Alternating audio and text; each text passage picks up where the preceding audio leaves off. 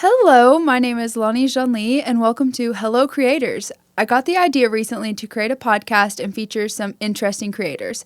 In our 14th episode, I wanted to feature an incredible bass player, singer-songwriter, band member, and artist. Please welcome Jamie Collins to the show. Hey, good to see you today. Good to see you! When did you start playing bass? So I was about 17 when I started playing the bass. I already knew some guitar chords and grew up singing, loved to sing. And I was at the Fiddlers Convention with my family. Grew up going to Fiddlers Conventions, and I looked at Dad and I said, I think I could do that, and started playing the bass. We played Wagon Wheel for our senior talent show and won. But then I went to ETSU, and so the rest is history. And I'm so thankful that I grew up around different musicians playing string instruments, by ear and by the traditional way of learning how to play. Yeah. It's certainly taken me a lot of places and helped me meet a lot of different fine folks. So happy it's a big part of my life. What do you enjoy most about that instrument? The bass, you're dancing. I mean, there's just so much rhythm to it. And, the bass it helps steer the music. So it's super fun.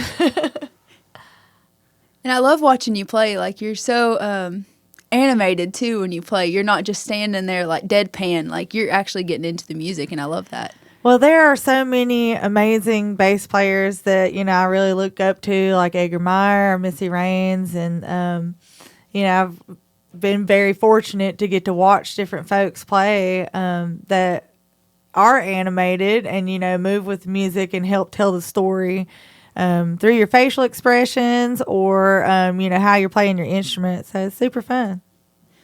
Are there any people that inspired or influenced you? Oh, yes.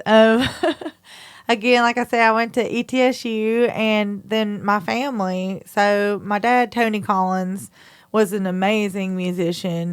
Didn't record a whole lot. I mean, he was on some different projects and then he would play some shows with some different folks as we were growing up, but he was really a family man. And like I said, music was just a part of life, and we played at a lot of our holidays and just around the house for fun. So that being something that, we would go and we'd hear different people from around Virginia, North Carolina, Tennessee, all throughout Appalachia, kind of get to hear their styles. But then, a lot of what we would do was the flat picking fiddle tunes. And so, yeah. Lots of influences throughout Appalachia and bluegrass, old-time music, country. I mean, we've gotten to play some honky-tonks in the past few years. So, I mean, there's a lot of different bass styles that I want to get better at, that I know I could get better at, But, yeah, it's something I always knew, anywhere you go, there's that cultural footprint, getting to go down into Texas and hear some of that different style of music and... yeah, lots of different influences. While on the road performing with your band, what has been your favorite memory? Oh, my gosh. My favorite memory. Well, my family and I got to travel to New York with Dave Agar and Phil Ficonti, and there's some other folks from up that way, Leasha Julius, that we did a showcase with. And that was really sweet because, my mom got to go and niece and nephew and all that good stuff. And so to the big city to play our bluegrass. Yeah. How did it go? It went really well. Yeah. So that was super fun. And then I've toured a lot with the Blue Ridge Girls. I mean, we've gotten to really play a lot of different stuff throughout the years. We have an album that's going to be coming out, all original. And then with Martha, she has a country band. So Martha Spencer and the Warnerland Country Band. I play solo. I play guitar and fiddle. So I can do a show like that and bring in different folks from the region. A lot of times I'll have Meade Richter play some fiddle with me. But thankfully and luckily we have that here. We can kind of like call up our friends and say, can you come play this show with me? Yeah. And then that's where a lot of different magic happens, and so it's really fun. And on to being a singer-songwriter, I know you do that as well. What inspired your song that you just released? That's out on Fowler's Instagram. Ferry. Yeah. Aw. So there's a place close to Galax. It's all on the New River, and one of my good friends, that's where she's from. She was out there with us that day. And we were out in the river, and we got tickled. We got to laughing about, she said, watch the river there, just flowing on by just like it's supposed to. And we just, for some reason, that was the funniest thing to us, and we laughed and laughed. Well, anyways, she had talked about how, she had to grow up quick because she had her kids really young. She had her first child at 19.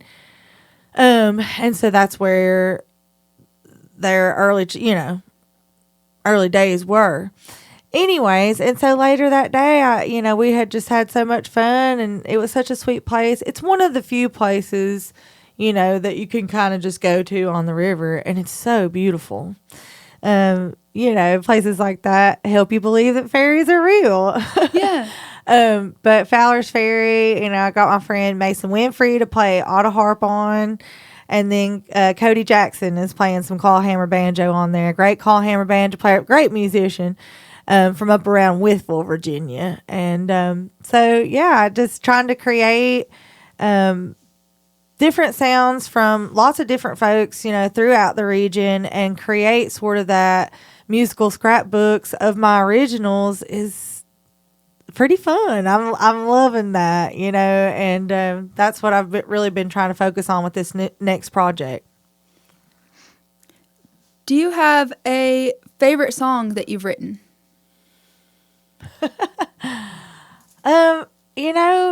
They're all just pieces of my heart. So having a favorite would be like saying that I have a favorite child. Like I don't have a favorite. No, I love them. I love them all. What's your favorite genre to write in?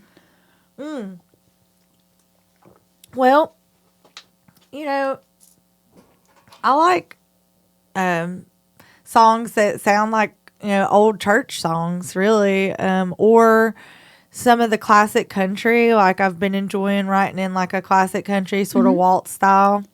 There's a couple tracks that are going to be on this next project. Honky Tonk Tuesday Waltz, which I wrote about playing at Post 82 on Honky Tonk night. And I've had a couple people tell me, because we're almost done with the track, that they were like, hey, I could like almost see dancers dancing. I was like, cool, thanks. That's the idea, because I wanted to capture that night. And then, for me, there are moments in time, there are memories, and I'll like something will happen, and I'm like, well, I want to remember how I felt, Yeah. So that's pretty much what my songs are made of, I feel like. And I do believe that, your words and those things that you choose to take the time to think about and write down, they're powerful. Right. I'm glad that you're writing in a semi-classical style as well. There's not a whole lot of artists that are delving into that genre anymore. Oh, yeah. I don't even really know. I was talking earlier with Ashton about, I guess this is folk, indie folk, because I wouldn't really there's a couple songs on there that like, have some banjo and might have more of a little bit of an old time sound, or try to, have like more of a country sound. But yeah, it's definitely more of a like mellower collection, which I like. I mean, that's not a bad thing, but there's not a whole lot of like real hard driving bluegrass songs on this album. But that's definitely like where a lot of different musical influence comes from too. Yeah. And you've already mentioned that you're in a band, the Blue Ridge Girls. Yes. Could you tell us a little bit about the band? So, myself, Martha Spencer from White Top Mountain, Virginia. Martha is amazing. And Brett Morris from Galax, Virginia. And Brett's amazing. Brett is the executive director of Junior Appalachian Musicians. In addition to being an amazing banjo player, singer-songwriter, guitar player, fiddle player, Martha plays all the instruments. So I knew that I had a gig coming up. This was, a little over 5 years ago, before COVID. And I had played some music with Martha. We played up there on the hill at Mount Airy. Shout out, Mount Airy. Whoop, whoop. But anyways, and so I love singing with Martha. And then Brett and I had played, she had been playing some shows with me, and she's, knew she's a great writer and that she wanted to play because that's just part of their DNA. Yeah. So anyways, they're both amazing dancers as well. We all flat foot dance. That's been a big part of the tradition of old time fiddle and Appalachian music in the mountains, were the dances, because that was really what got those were the socials. Mm-hmm. You didn't have the socials like you have today. The socials were the dances, which thankfully there are still a few places up and running that host different dances, and ways for people of all ages to come out, have fellowship, have a good time, dance. Yeah. So anyways, it's super fun, and I'm so thankful that I've gotten to collaborate with Brett and Martha, and what we do is so beautiful and powerful in the fact that, like, I know that as women, that just, women are rocking in music. They have been, but like really now. Right. So it's so exciting to be sharing that with who I feel like, are my sisters and best friends. So it's really a special thing. And it's fun when you're able to get a group together and consistently be able to play and hang out and write and everything. And for us, it was very organic. Jamming together came naturally because we all, have that similar earworm of music that we've grown up listening to. And we're all from Southwest Virginia, in the Blue Ridge Mountains. And so there is that certain sound, that haunting, those haunting harmonies and those fiddle tunes and that certain kind of, rhythm behind the music that I think that is endearing for all of us because we all came from musical families. When you are on tour and performing in concerts, what do you do to keep from getting so worn out and tired? I go to bed early if I can. There's so much to explore and do, but you have to rest. I love to go. I love to see and visit my friends and travel to different places. The world is beautiful. But, just taking care of yourself is very important. And I believe that, honestly, like, there's so many good things about going to fiddlers conventions. Next case in point is, just knowing how to, you got to hydrate. If you're in the heat, you need to be drinking water. Mm-hmm. You need to be getting at least 6-7 hours of sleep. And just, you learn that your energy is very important to you. So just knowing how to balance that and take care of that is something that I think everybody just has to learn for themselves, Yeah. That's one thing, like, I've noticed is a lot of bands, when they're on tour for a very long time, I'm like, how do they not get exhausted in those last tour concerts? Like, it always baffles me. And then there's times you rally, and that's okay. You just can't all be a rally, Moderation. How do you personally overcome creative blocks when they arise? Gosh, I just made a big move. Like, I've been in Carroll County, Virginia for 7 years, and now I'm back home. And I'm in Abingdon, and I grew up in the Bristol area. So, gosh, there's so many different things that inspire me. I'm a teacher, so I love working with people. life in general just gives you inspiration. And I think just those little sparks of like emotion, when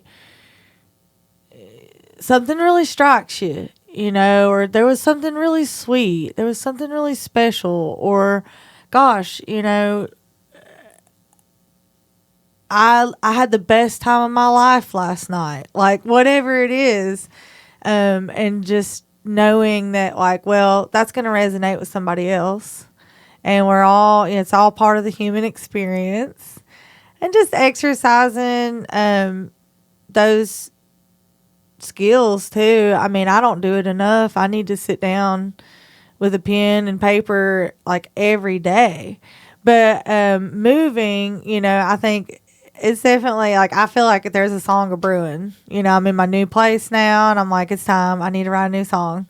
Yeah. Just little like pages turning, different chapters, those sort of things. That'd be so cute. The bookmarks of life. That's a good idea. I like that. Could you share a bit about your creative journey? Well, my creative journey, I think that when I was younger and learning my voice, I was shy, but I think that getting over that and just being like, well, I love to sing. I mean, sometimes like if I'm playing a long show, I'm like, oh, I guess I'm listening to myself for 3 hours, but it feels good, and again, it was always a communal effort for music for me. And I love my creative journey and like that I'm writing poems and I'm writing melodies.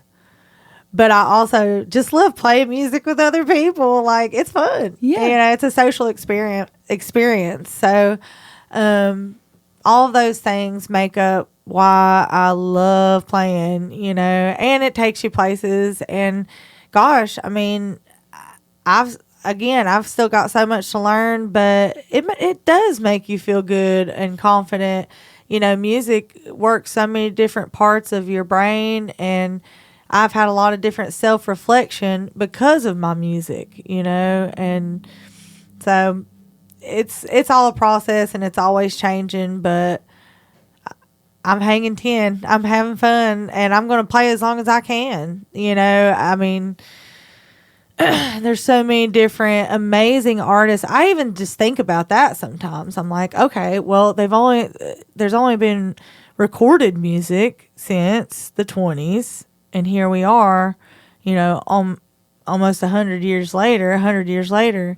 So there's not really even that. I mean, gosh, there's so many different types of music, but you're like, it's going to just all keep changing and evolving. So that's exciting. And where country music was, where it's going, sky's the limit. Right. I just saw one of my good friends who has a bluegrass background. She's an amazing artist, but she's the fiddle player with Post Malone, Lily Mae. Shout out to Lily Mae.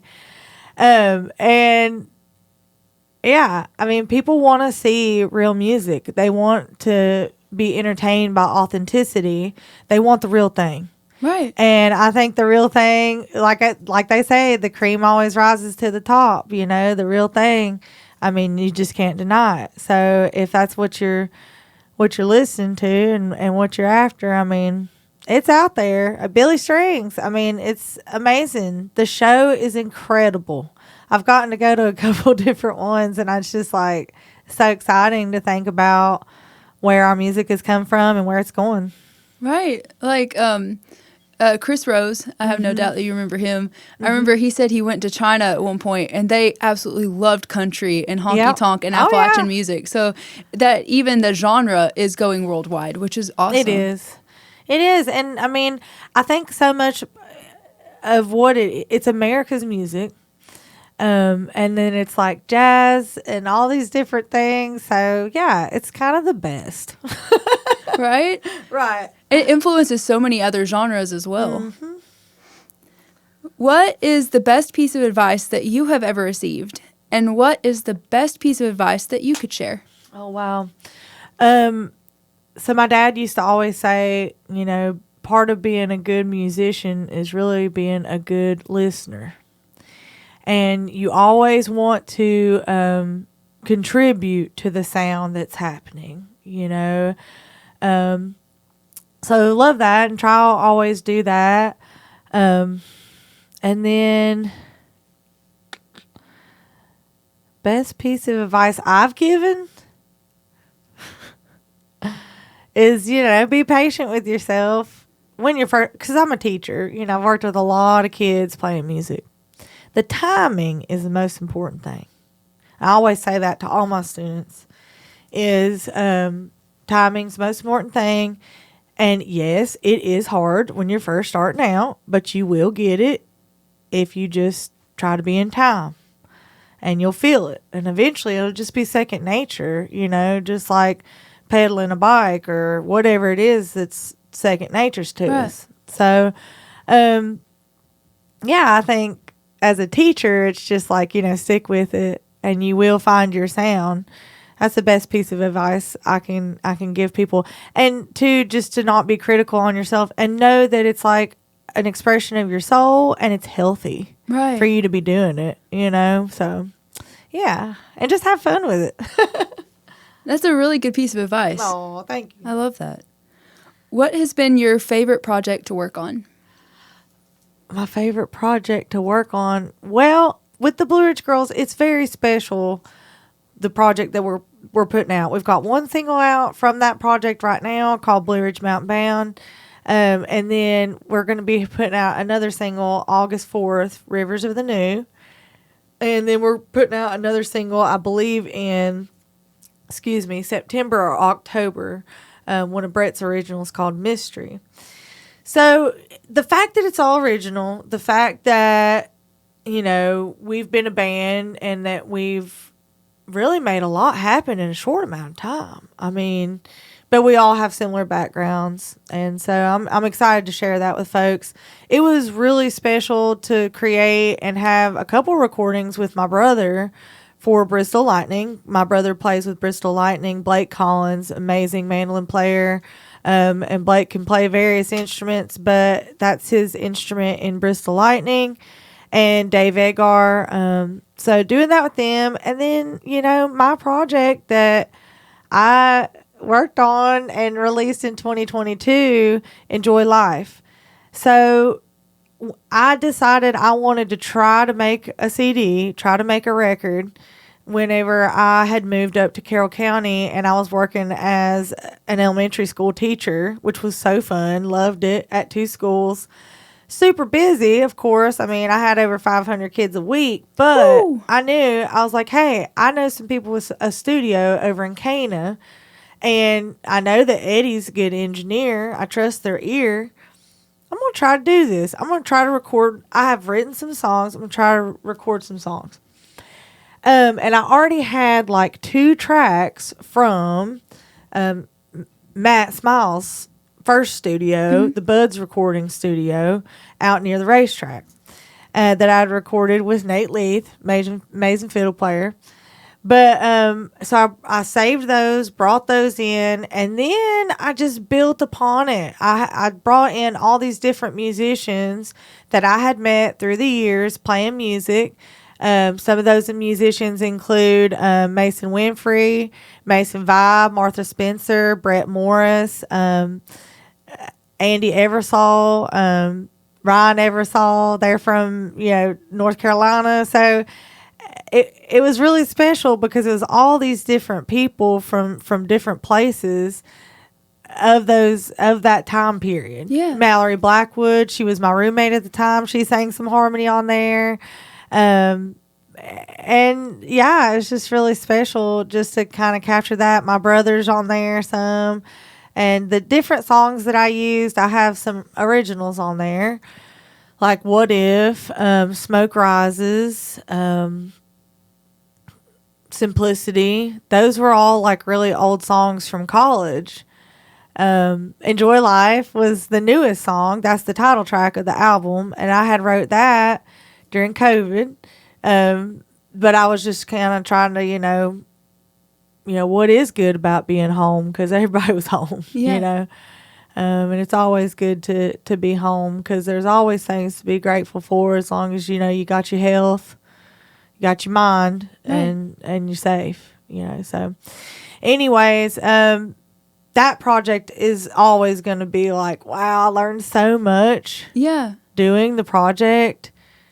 And it was really special. So I'm so thankful that I did it, that I chose to do it. And then I finally finished it, because there was a couple years I didn't really work on it during COVID. Right. But all in all, the whole project from start to finish, from those couple tracks we recorded out at Matt Smile Studio in Bristol, it was 4 years, and then we got it done. So this next project has not taken 4 years. We're getting pretty close on it. And I've played a lot on it. I played fiddle on one of the first tracks for the first time. I've always dabbled in fiddle, but I'd never recorded on a track, so that was fun.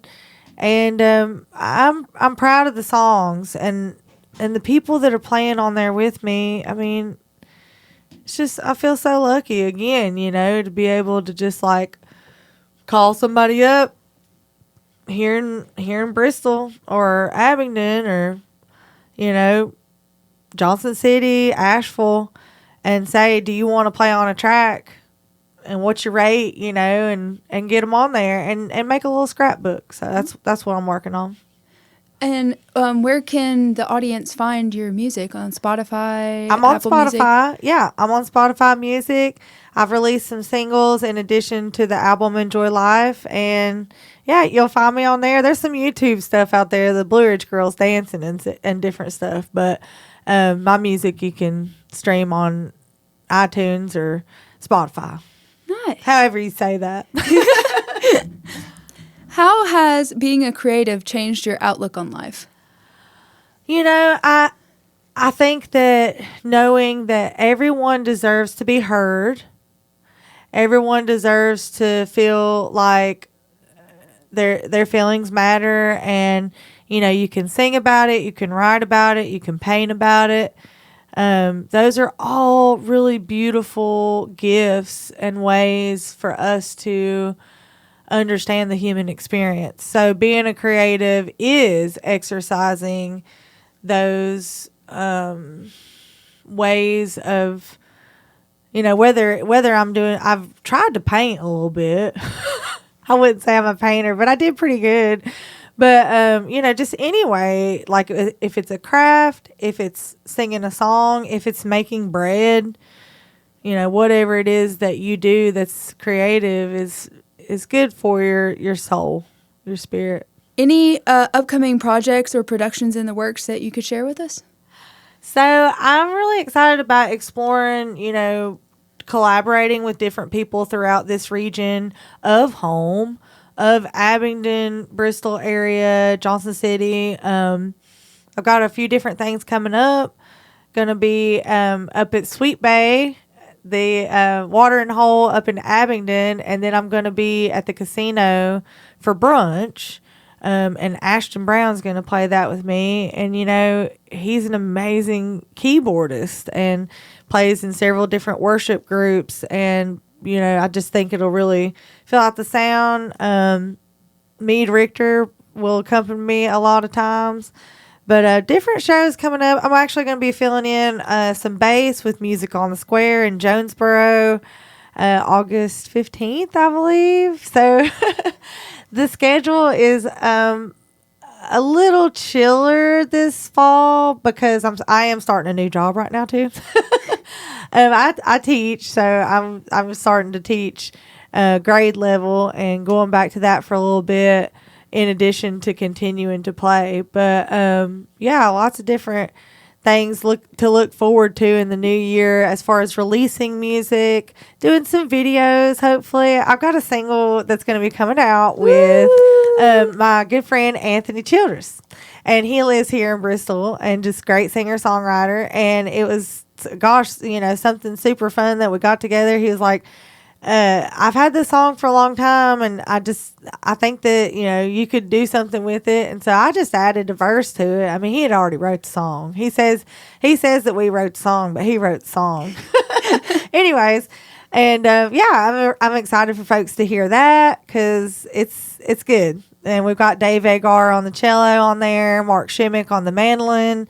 I'm really proud of that track. And Kevin Love's somebody that's I hadn't got to see or really collaborate with in a long time, but we all grew up playing, and so that's second nature. And I know it'll work.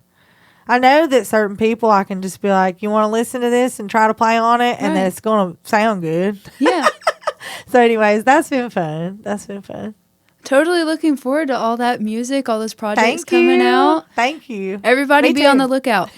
Be on the lookout. Look at her Instagram. It's great. Look at her band's music, the YouTube, Spotify, all those platforms where you can find their stuff. Thank you, Lonnie. And it's been great talking with you today. I know sometimes I might get a little long-winded about my passions. But don't we all? Yes. And so it's been great to talk with you. Thank you so much. It's been good to talk with you, too. Thank you for being on the show.